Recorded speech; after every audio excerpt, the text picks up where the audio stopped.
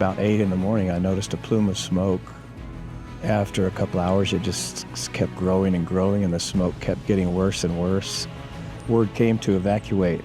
I've been in the hotel business 50 years this year, but it's the first time I've ever had to close a hotel, evacuate a hotel and close it. It was crazy.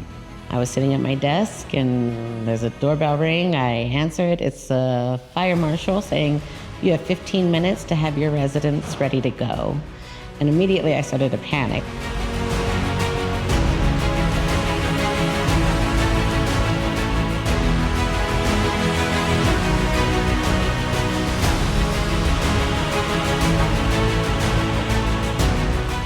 So today we're here to celebrate the launch of our fiber network, releasing it to about 8,400 homes here in the village of Ruidoso area. And so we're here today to celebrate that, make the announcement, and pretty much make it official. From the fires to the floods. The good thing is we've been able to step in and help. We've been a part of some of the cleanup effort. We've volunteered employees to help out. And then now by building this network that we've built here in the village of Ruidoso, we're going to be able to offer things that's going to hopefully draw business in, bring more people to this community. But this community has been so resilient. They've gone through all this. They're still the nicest people in the world and so welcoming to our product and services. Very important. We rely on it daily for all communications.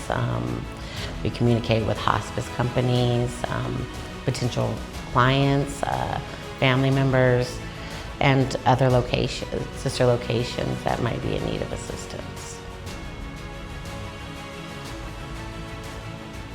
So high-speed internet is very important to our business.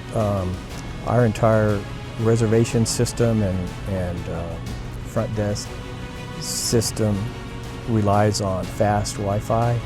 And also our guests, of course, bring 2 or 3 devices each into, when they check in. And so fast Wi-Fi is extremely important nowadays.